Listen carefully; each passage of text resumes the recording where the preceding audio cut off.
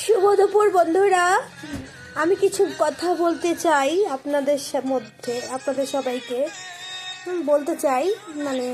বলছি যে দেখুন, আমি কোনো রাজনৈতিক দলের সাথে যুক্ত নই, কিন্তু যেটা সঠিক, যতটুকু আমি জানি সেটুকুই বলতে চাই। আমাদের এখন যে পরিস্থিতি চলছে, শিক্ষা ব্যবস্থা যদি বলা হয় খুবই খুবই খুবই বাজে। প্রাথমিক স্কুলগুলোতে গিয়ে দেখবেন কি স্কুল শিক্ষকরা ঠিক মতো স্কুলেই যাচ্ছে না, টাইম মতো স্কুলেই নেয়, বাইরে ছাত্রছাত্রী দাঁড়িয়েই আছে, 11টা পার হয়ে যাচ্ছে, শিক্ষক শিক্ষিকার দেখাই নেই, বুঝলেন।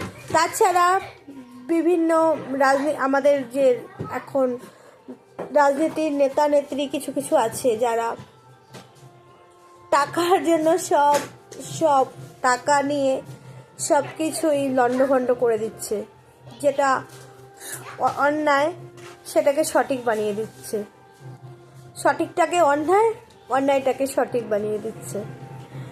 না আছে শিক্ষা ব্যবস্থা, না আছে নারী সুরক্ষা, না আছে কিছু, না আছে চাকরি। তো বেশি পড়াশোনা করিয়ে খালি বিদ্যাটা অর্জন করা, এই যা, তার বাইরে চাকরির জন্য পড়াশোনা, এটা যদি ভাবা হয় তাহলে মনে হয় না যে ঠিক। তো এটুকুই বলে আমি আমার আজকের কথা রাখছি, বক্তব্য রাখছি।